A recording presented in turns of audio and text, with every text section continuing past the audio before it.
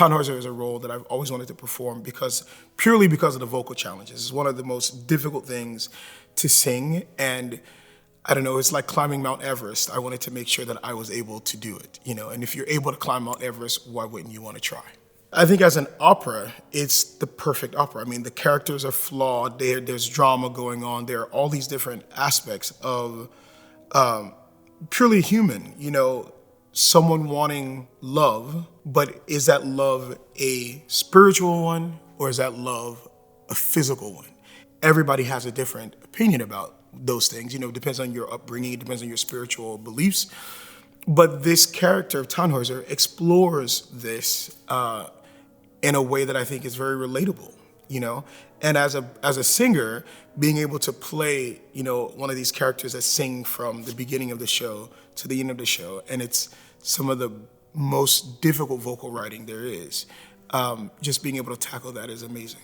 What we work on in building a production like this is how do you show that conflict, of love and lust, and and in this production we're doing it via art. I remember when I was a kid in church, my grandmother used to say, use your voice for God, sing for the Lord, not for money, those kind of things. But we have to make money to live. But, so it's like, that's a challenge. That's a challenge for a lot of artists, especially singers. And here in Texas, you have some of the biggest mega churches and gospel singers that are from Texas. You do it because you love the Lord and because you're thankful for the gift. But also, the practicality is we have bills to pay. So there's these two things. And in this production, we're exploring art and the artist's struggle with making his art great. And that's that, lusty Venus side of things. And then we're, the community and being closer to God and that love for spiritual sake, spirituality's sake. I think what makes this story or the journey of the character of Tannhäuser relatable is all of us are flawed in one way or another, all of us in the end of the day want to be loved. And then we all know that one day we will die. And we all want to make sure, it depends on your religious beliefs, that you are absolved of any wrongdoing you've done over your life so you can rest at peace, And I think that is the journey from beginning to end, Again, it's just from a purely text point of view, just from the words that Wagner wrote, is love, is a physical love sinful? Is a physical love bad? And am I redeemed because I have those desires? Should I not be, am I less than righteous because I have physical desires versus just spiritual, emotional desires and neat desires, like in the Elizabeth part of the opera, This is all a journey that we can all deal with. And just imagine going to a priest and at the end of your life saying, or at the end of this journey saying, I need to be forgiven. And the priest says, you will never be forgiven because you used your body for pleasure, for earthly love and fleshly love. As a Christian, we talk about the uses of flesh, of fleshly love versus a spiritual love. So you will never be forgiven. And some people believe that they can't be forgiven because of all the trials that they've had in their lives and because they're flawed. So this is, again, these are subject matters that are very relatable to a person, whether they know opera, love opera or not. These are characters that could be any one of us right now, today. Like, for instance, the big song contest to be able to get to marry Elizabeth. I tell everybody that it's akin to a poetry slam or a rap battle. It is people, giving their best, lyrics, their best verses to try to secure this woman. Whether you're an artist, whether you're a poet or not, we've all probably had to prove ourselves to get somebody before. So these are all things that I think are very relatable. Wagner was revolutionary. He changed the way we experience opera in a few ways. But mainly, imagine having the ability to write these stories from your brain, and then writing music to accompany, a soundtrack to accompany the stories from your brain, and putting them in the most relatable way possible, but telling like fantasy stories, but in the most relatable way.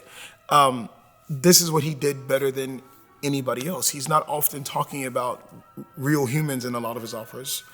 Tannhäuser is one that he's very real human beings and human experiences and community and family and sex and love. These are all things that we know, and I think he did that in a way that was, again, revolutionary in its time. People didn't write about it so directly in that time, and he did. I've always wanted to be the type of artist that, one, made an impact with my performing, and opera is not something that we do by ourselves. It's a team sport. It is a team sport, and there are people that you work with that make you elevate your level, and there are people that you want to battle a little bit, and not battle in a competitive sense. It's like anything you can do, I can do better. Let's raise the level. Like every time we get up there, let's raise the level. And I've been fortunate enough to work with a couple of my castmates a lot. We did some of our first projects together. Tamara Wilson, and I have worked together a lot over the last decade. And we know each other very well. We've done so many things together. And she's the type of artist, in my opinion, that makes you raise your level because, again, she can sing anything and she can do it, she can always do it to the highest level. So it makes you raise your level. And I like working with people like that. And to be able to do it in an iconic opera like Tannhäuser is amazing. I always start with the words first. I read the words over and over and over again. I translate them if I have to. And although I'm familiar with German, I don't speak German fluently, so I try to translate everything. I make little context about, subtext on the side of the page, just so I, know, like, from my point of view, my perspective, what is going on in just a modern context, words wise. Some of them are, if you look at my scores, they look a little weird and they say like some weird stuff, but it's the way I best understand that scene. It's like, this is what I'm bringing to that scene and this is how I interpret what the poet or librettist is saying at that point. I don't change the way I prepare for anything. I prepare for everything the same way. I start always with text first, then I start learning the music. I listen to a lot of different recordings that are around to make sure that if there are some things that are set in a way that are traditions, if they do the same thing in every single recording, that's a tradition that I should probably do that way, even if it's not indicated in the music. It is a tradition that I should follow, and I try to make sure that I follow those traditions. And luckily, with an opera like Tannhäuser, there are references on record of how it should be performed. Usually with an audience, you feel that energy from the applause. How they applaud the orchestra at the overture or the prelude, how they applaud your colleagues. You can see that, you can feel the energy from there right away. I think I do feel, I can as a performer on stage feel when an audience has my back and they're rooting for me. I think that is a very palpable feeling. But usually that comes, in my opinion, from how they react to other things. Like sometimes when the curtain goes up and the set looks great, they applaud the set. That tells me that this audience is like very into it, like right away. It just gives me as a performer a lot more energy to go out there and do my job. Not everybody has unlimited funds to, spend money on a ticket to come to the opera, So any kind of support that you get from people spending their money to come and see you is important to me. And I take it very seriously to make sure that when I get on stage, that I'm giving people an experience or a product that they could feel good about the fact that they came out for 4.5 hours to see something on stage, and they spent their money for this experience, and they walk away from it happier that they did that, and not like, oh, I should have kept my money. You know, you want them to feel.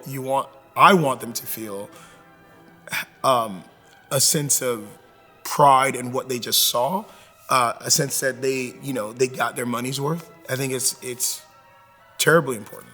Houston is the only city in America where you'll be able to see this opera in 2025. It is worth seeing and experiencing history on the stage of the Houston Grand Opera.